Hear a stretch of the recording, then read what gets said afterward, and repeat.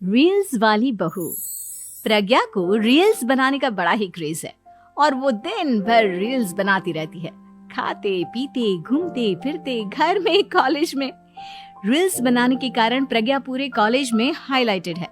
जहां उसकी रील्स सभी को पसंद आते हैं, वहीं मनीषा चिंता में डूबी रहती है। एक रोज जब खाते हुए प्रज्ञा रील्स बना रही होती है, तब मनीषा कहती है, एक मिनट भी चैन नहीं है इस लड़की को।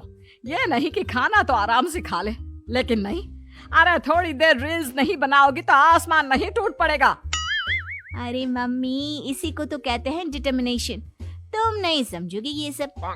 ए भगवान, इस लड़की को सद्बुद्धि दे। जब देखो तब टेढ़ा बाका मुंह बनाती रहती है।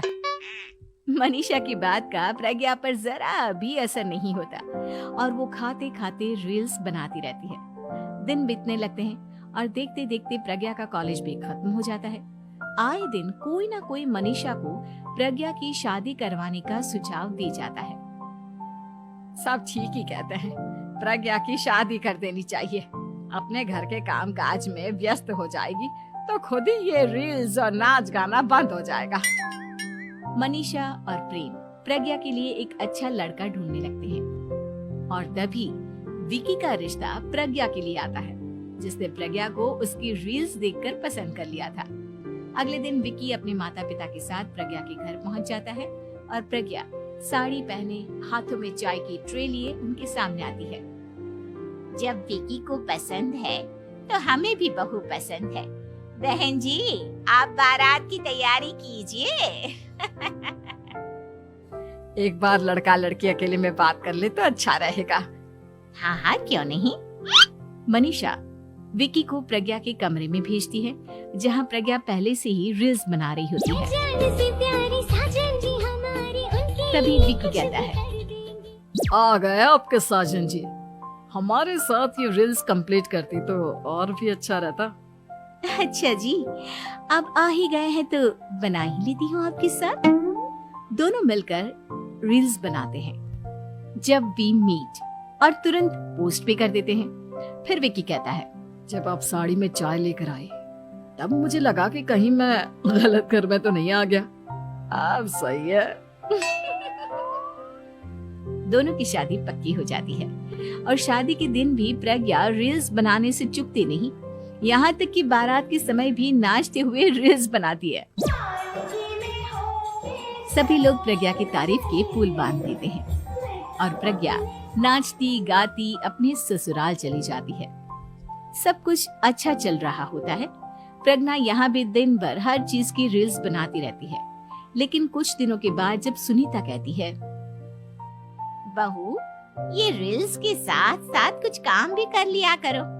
वैसे तुझे और क्या क्या बनाना आता है? मम्मी कहते हैं कि मैं सब कुछ अच्छा बनाती हूँ, लेकिन मुझे लगता है कि मैं मैगी अच्छा बना लेती हूँ। हाँ, कॉफी भी अच्छा बना लेती हूँ और मुंह तो सबसे अच्छा बना लेती हूँ। हैं? अच्छा अच्छा।